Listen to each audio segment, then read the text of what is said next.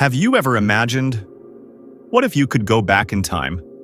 Not to win the lottery, not to buy Bitcoin early, just to do one small thing. Like stopping your grandfather from going on a date with your grandmother. Sounds crazy, right? But think about it. What if, for some strange reason, you accidentally stopped your grandpa from ever meeting your grandma?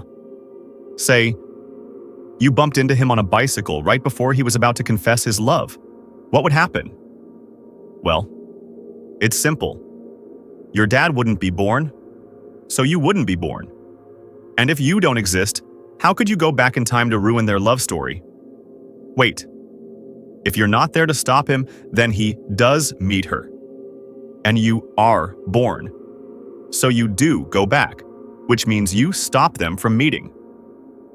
And round it goes, until you erase yourself from existence like a cosmic boomerang. This is what scientists call the grandfather paradox, or the self-erasing time loop, a question that's puzzled physicists, inspired Hollywood screenwriters, and made moviegoers scratch their heads for decades. But hold on. If this really happened, would the universe explode? Or would you just quietly vanish, as if you never existed in the first place? Welcome to our podcast, Time Travel, the loop that destroys itself, where we won't actually bend time, but we will twist logic, all the way to the heart of a paradox that sounds like a joke, but absolutely isn't. Imagine you had the chance to go back in time, not to do anything world-changing, but just to make a small, seemingly harmless change, stopping your grandfather from ever meeting your grandmother. Maybe you prevent their first date, or perhaps you simply nudge your grandpa down a different path in life. The result? They never get together. And if they don't get together, your father is never born. And of course, neither are you. That's where everything starts to unravel.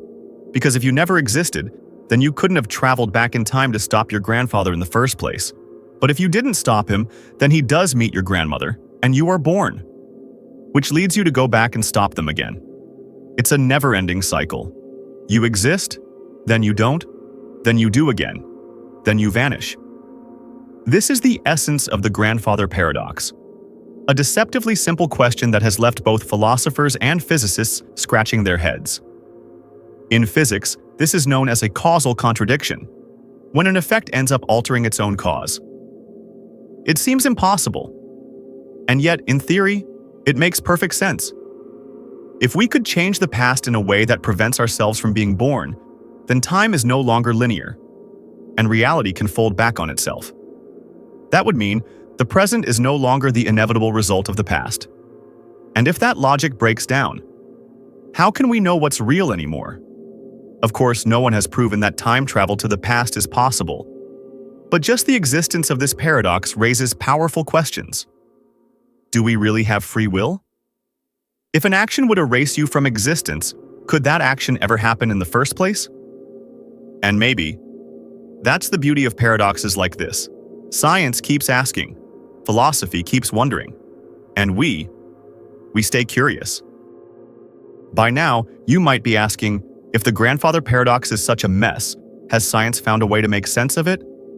The answer? Yes. There are three major theories in modern physics that try to explain, or at least work around, the paradox without breaking reality. 1. Fixed timeline. History cannot be changed. According to this idea, the past is unchangeable. You can go back in time, you can take action, but everything you do was already part of history. In other words, you think you're stopping your grandfather from meeting your grandmother, but your actions actually help bring them together. Everything you do is already woven into the timeline. There's no breaking the loop, just fulfilling it. This theory is known as the Novikov self-consistency principle, proposed by physicist Igor Novikov. It states, any event caused by time travel must be consistent with the past. You can't create contradictions. 2. Branching universes, where everything can be real. One of the most popular theories, not just in physics, but in movies, comics, and science fiction. Here's how it works. When you go back in time and change something, you don't change the original timeline. Instead, you create a brand new universe. In the original universe, your grandparents still meet, your dad is born, and so are you. In the new universe, you stopped the love story, so you're never born. But the story continues in that parallel reality. This is the many worlds interpretation, proposed by Hugh Everett III in 1957, rooted in quantum physics. It inspires a beautiful idea. Every choice you make might create a whole new universe. And in one of those infinite timelines, maybe you're listening to this podcast with your left ear, not your right. Third block universe.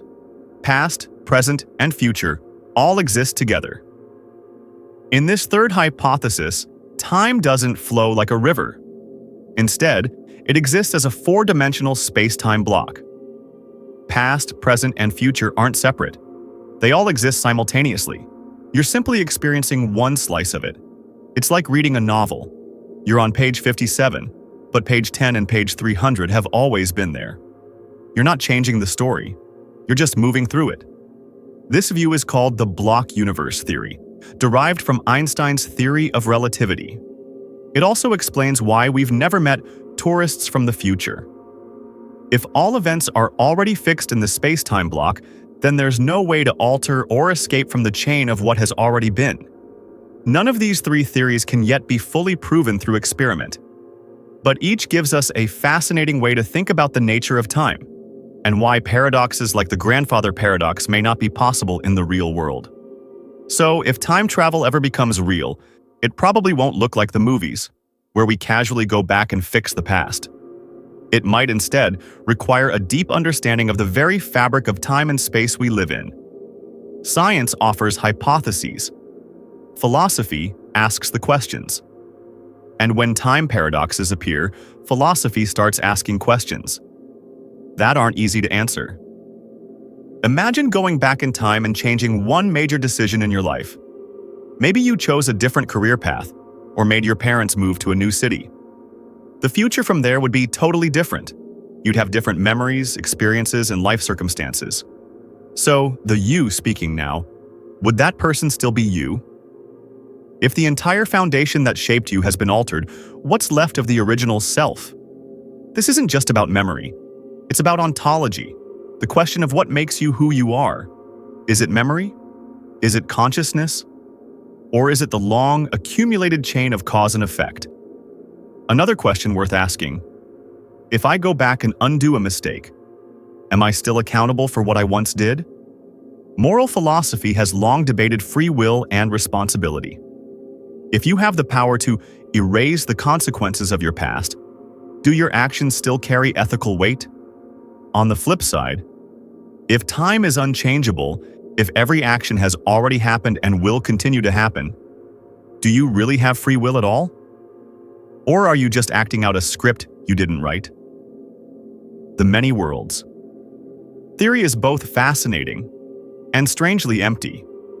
Because if every choice you make happens somewhere, then does the version you're living now even matter? I choose A, somewhere, another me chooses B. I choose to live, somewhere, another me chooses to stop. So the question becomes, if all versions exist, is any version truly real?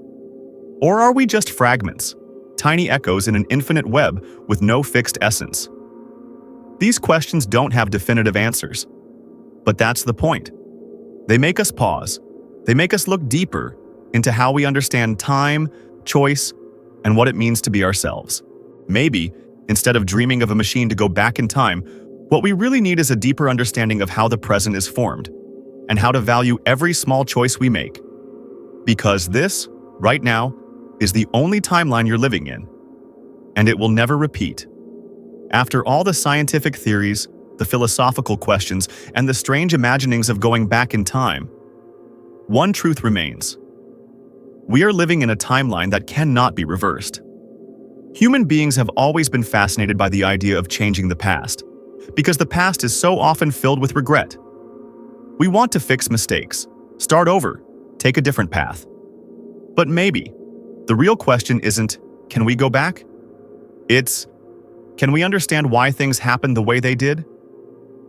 If the past is a complex chain of causes and conditions, where every action, thought, and choice led to this very moment. Then trying to change the past may just be a way of avoiding the lesson the present is offering us. What's truly frightening isn't that time can't be changed. It's that we go through life unaware that time is passing every single day. So instead of asking, if I could go back, what would I do? Maybe a better question is, am I living today in a way I won't regret tomorrow? Time travel, if it ever becomes real, may be incredibly complex. But traveling inward, looking back on the past, understanding the present and aiming toward the future, is something all of us can do. No machines, no quantum physics required. Just pause, take a deep breath, and ask yourself, where is my time truly going? Thank you for taking the time to listen and reflect. We hope that even if you can't change the past, you can change how you see the present, and from there, create a more meaningful future. We'll see you again in the next episode.